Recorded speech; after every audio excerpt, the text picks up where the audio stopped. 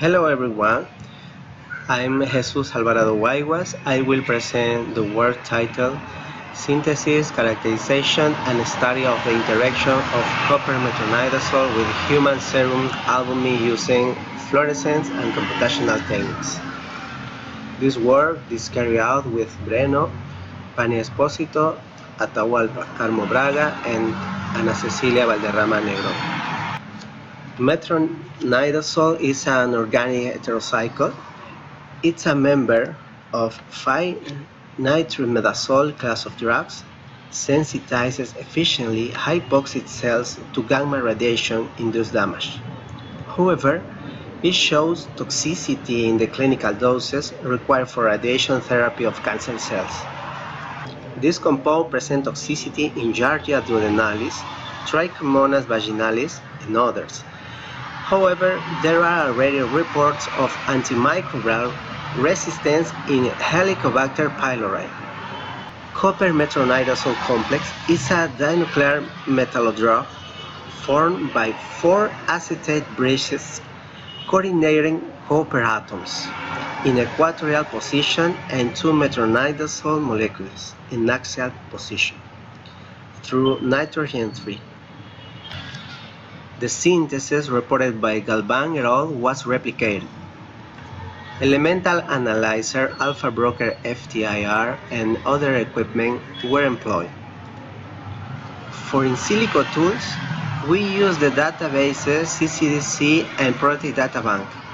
In software, we use Gaussian, Chemcraft, and Schrödinger Suite 2020. Solubility tests and percentages of carbon, hydrogen, and nitrogen replicated the report by Valderrama et al. On the other hand, magnetic susceptibility tests were carried out on the Faraday balance. To facilitate the calculation procedure, a Python 3 script was designed. 1.53 magneton board was obtained for copper metronidazole. In this way, it is verified that the complex does not behave as an only spin in copper nitrate or as a copper acetate. This is due to a weak coupling between the copper d orbitals shown in the figure. Infrared spectroscopy and ESI FTICR allow it to verify the characteristic molecular vibrations and fragment of the complex. Due to the short time available, this will not be seen. According to the methodology reported by Espósito et al., a relative pro-oxidant activity was found to the copper metronidazole. This result would demonstrate the labeled behavior of one of the ligands or that it can be exchanged more easily.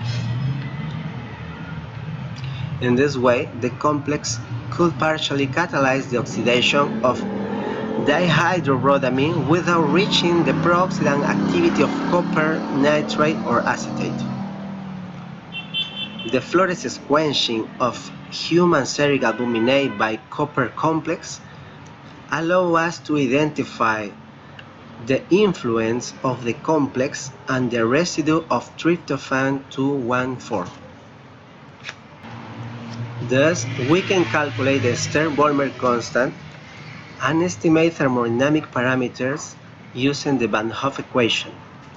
Increased entropy and decreased enthalpy are characteristic of electrostatic interaction in the coupling of copper metronidazole with the protein, whereas the free energy found corresponds to a spontaneous process with a variation of 6 kilocalories per mole. We apply quantum mechanics calculation to compare the free energy for the formation of copper metronidazole and the possible intermediate species CuMTZ in implicit aqueous solvent. The Gibbs free energy indicates that the formation of the CuMTZ metronidazole water system is favored. The global reactivity of the copper compounds is not marked. However, it can be well differentiated from metronidazole. Finally, Through molecular docking studies in human cerebral luminate, 5 hydrophilic sites or cavities were identified. The best binding energy was found at site 3 with minus kilocalories per mole, an interaction with 19 amino acids, of which 11 occurred by electrostatic interaction. A binding energy close to -6 was also observed with CuMTZ. We highlight the study of ligand exchange in metallodrugs, not only for optimizing drug delivery, nutraceutical potential, and synergy with biometals such as copper, but also as a way to address AMR. I want to thank everyone who made this research project possible. Thanks.